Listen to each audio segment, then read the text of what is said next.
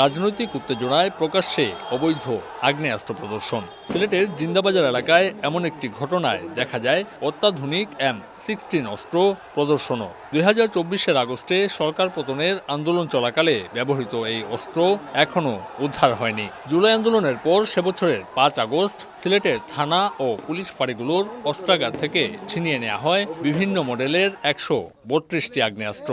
গত 1.5 বছরেরও বেশি সময়ে তার মধ্যে উদ্ধার হয়েছে 116টি। এ অবস্থায় আগামী জাতীয় নির্বাচনে নাগরিক নিরাপত্তা বিঘ্নিত হতে পারে বলে মনে করেন নাগরিক সমাজের প্রতিনিধিরা। থানা লুট হয়েছে, অনেক অস্ত্র নিয়ে গেছে সন্ত্রাসীরা বা সাধারণ জনগণও হতে পারে। তো এই ক্ষেত্রে সব অস্ত্র কিন্তু উদ্ধার করা এখনো সম্ভব হয় নাই। একজন ভোটার হিসাবে আমি মনে করি এখানে আমি অবশ্যই আমার নিরাপত্তার শঙ্কা বোধ করছি। একজনের বাসার সামনে তো এই অস্ত্র ব্যবহার তারা করেছিল, এই অস্ত্রটা উদ্ধার হয়নি। আরেকজনে অনলাইনের মাধ্যমে সে নিজেই অস্ত্র প্রদর্শন করছে। আমরা আসলে বইয়ের মধ্যেই আছি যে অস্ত্রগুলো আবার কখন না ব্যবহার করে। শুধু মারামারির সময় নয়, সিলেট অঞ্চলের বিভিন্ন এলাকায় গত কয়েক বছর ধরে নানা উত্তেজনায় এমন অস্ত্রের ছবি সামাজিক যোগাযোগ মাধ্যমে প্রকাশ করে প্রতিপক্ষকে হুমকি দেওয়ার ঘটনাও ঘটেছে। এমন কাজের জন্য সুনামগঞ্জের দোয়ারাবাজারের এক যুবকের বিরুদ্ধেও মামলা হয়, তবে সে অস্ত্র এখনও উদ্ধার করা যায়নি। যদিও ওই উপজেলায় অভিযান চালিয়ে অন্য একটি অত্যাধুনিক রিভলভার উদ্ধার করেছিল বিজিবি।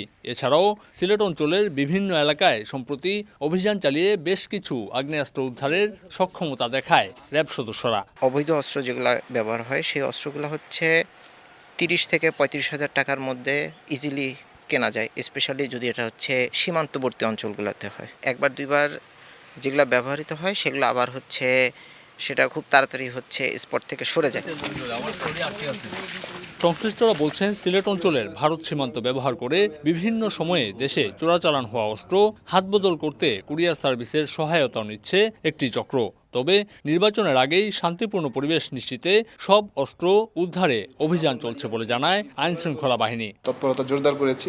এ পর্যন্ত স্ট্যাটিস্টিক্স অনুযায়ী 107টি লুণ্ঠিত অস্ত্র শুধুমাত্র সিলেটের বিভাগের মধ্যে পেয়েছি এবং তার মধ্যে 65টি উদ্ধার হয়েছে। আমরা চেষ্টা করছি যে গোপন তথ্য কীভাবে আমরা আরও জোরদার করতে পারি। নির্বাচন সংক্রান্ত নিরাপত্তা ব্যবস্থা কিন্তু অলরেডি গ্রহণ করা হয়েছে। এখন থেকে আমরা রিটার্নিং কর্মকর্তার অফিস, সহকারী রিটার্নিং কর্মকর্তার অফিস এবং নির্বাচন অফিস সবগুলি কিন্তু এখন থেকেই নিরাপত্তা দেওয়া হচ্ছে। পুলিশের তথ্যমতে সিলেট বিভাগের 4 জেলায় ব্যক্তি মালিকানাধীন মোট বৈধ অস্ত্রের সংখ্যা 1099টি। গত 1.5 বছরে বিভিন্ন ইস্যুতে এসব অস্ত্র জমা দেওয়ার নির্দেশনা রয়েছে প্রশাসনের। আমিনুল ইসলাম, সময় সংবাদ, সিলেট।